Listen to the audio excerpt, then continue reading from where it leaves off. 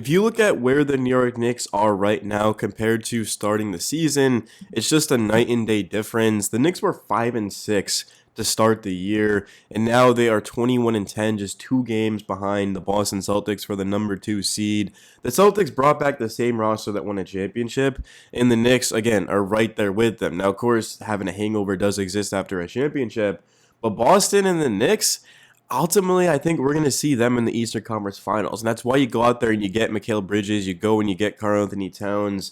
But Jalen Brunson, I mean, he's going to have to be the best player in that series. And last night, we saw exactly what he's capable of doing each and every game. 26 points, 9 assists, 3 boards.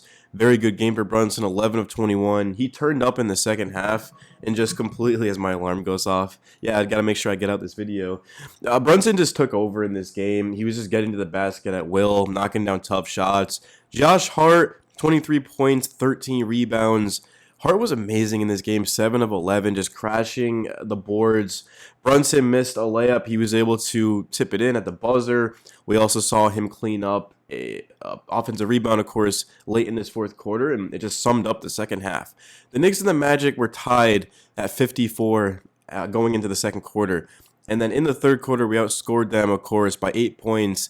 And then in the fourth quarter, 32-17 differential. The Knicks they put together their best performance in the fourth quarter of this game, which is exactly what you want to do.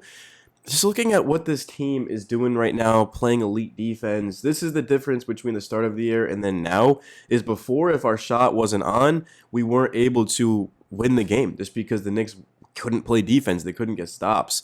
The bench was kind of like, it was just kind of iffy, if I'm being real with you. I thought Precious played well. I thought Landry Shamet came in and played well too. Hit a corner 3 ball, 3 of 4 from the field. Just getting minutes off of the bench is huge in itself. If they can score, even better. Because we know that the starting lineup is going to get about 100 points every single night, which is ridiculous if you think about it. 5 guys getting you 100 points a night, but the Knicks are doing it. In this one, obviously not, because the offense, I mean, the 3 ball just weren't falling. The Knicks didn't shoot the 3 ball well. They ended up shooting at 26.7%. They only took 15. I mean, everything was in the paint. 53.3%. 34 free throws, which is good, but missing 10 free throws, 24 of 34 is not good. The Knicks are the best free throw shooting team, but they weren't knocking them down in this one. And that's something that's going to have to get cleaned up, of course. And we saw, I mean, the starting lineup in itself missed, what was it? I think they missed 7, right? I think Hart missed 2, Brunson missed 2, Cat missed 2, and then Mikal missed 1. So that's 10 points that the Knicks left on the board right there.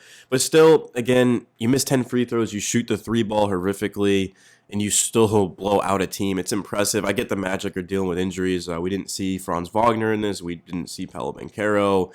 And then Mo Wagner as well is out for the season, so he didn't play. But still, you got to take care of business. This is how you be an elite basketball team. You beat the teams you're supposed to. The Knicks lately have been doing exactly that. Something they struggled with to start the year. They struggled with a lot of things, but just beating bad teams was something that was a concern. Not that the Hawks and the Cavs are bad teams by any means, but just games you've got to get, especially when you have all the momentum and then you just, again, let it go in the fourth quarter.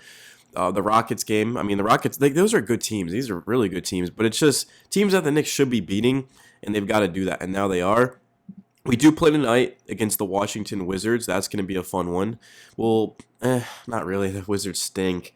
It would be funny just to see Jordan Poole and his shenanigans. But again, just a game that the Knicks have got to get. They're trying to get up to the 2 seed and ultimately the 1 seed.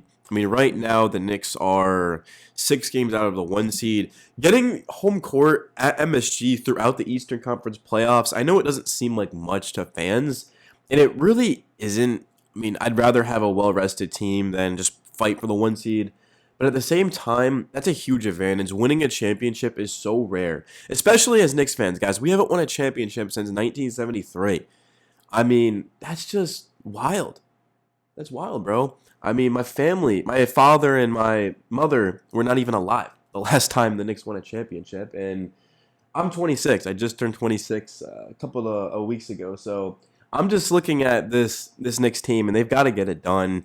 Having the Celtics, having the Cavs, the Magic, Bucks, whoever come to MSG, the first 2 games, and then having Game 7 too, that's just a huge advantage. Because what I've realized about the Knicks is that the crowd energizes them more than any other team in basketball. I don't care what anyone says. The Knicks, game 7 against the Pacers, they had nothing left. They were injured, tired. Guys were playing 40 minutes a night, and all of a sudden the Pacers get off to a red hot start. The Knicks were in that game though. They were in that game for a decent amount just off of the will of the crowd. And I know guys have spoken about that on this team, saying that the crowd just pushes them to go the extra mile. So having a game 7, which I do think that if the Knicks go up against the Celtics, I do think it would go 7 games. If we had played them in the conference finals healthy, I think it would have went 7. Now, if the Knicks beat the Pacers, it would have been quick, just because it would have been like a miracle to even get there. But if Randall was out there, Mitchell Robinson, OG, I do think the Knicks go to 7 with the Celtics, just because Julius Randle does the most of his damage against the Celtics. But now the Knicks are built to beat the Celtics. They were able to compete with them. I know they got us 3-1 in the regular season, but the Knicks, they have McHale and they've got Cat. And now they've got a deep bench as well. Our bench just couldn't score last season, and now you've got Shamit, you've got Campaign. Miles McBride was on the bench last year. He got a lot of starts too and knocked down some shots. But just the defense as well. You've added Mikal Bridges, and then, of course, Karl Anthony Towns is proven to be a good defender, very good rebounder. But Mitchell Robinson is going to be the thing. The Knicks are going to be able to play certain matchups. They could go Cat and Mitch together. They could just go Cat. Depending on who they play, a team against, like the Cavs, for example, or the Sixers, Mitchell Robinson's going to see a lot of minutes, but against the Celtics, who just run 5 out, yeah, that's going to be just Karl Anthony Towns' time. It's going to be interesting, though, just to see what happens the rest of the year, because the Knicks are playing their best ball. From 5-6 to 21-10 is remarkably impressive, especially given that there's a lot of new faces on this team. But give credit to head coach Tom Thibodeau for having this team competing at such a high level on both sides of the floor. This is one of the best Knicks teams that this franchise has ever had.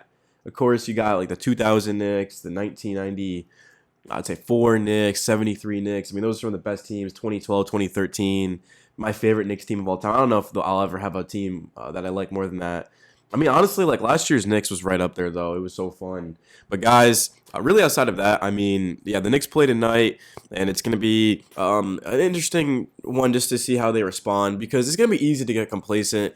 You blow out the Magic. Now you go to Washington against a bad Wizards team. The Knicks have got to go out there and take care of business. I think I'm going to actually put a bet on the game, to be honest with you. My friend bet on Brunson last night and won, and yeah, I bet on Brunson against the Wolves, and he was not great. So I don't know, Merrill. But yeah, let me know if you guys are gonna place any bets and use my code. No, I'm kidding. I'm not that type of guy. I'm not that type of guy, bro. But yeah, Nick's Daily, man. Hopefully you guys had a Merry Christmas. New Year's is coming up. It's gonna be fun. And yeah, that's really all I got, guys. Nick's Daily. Peace.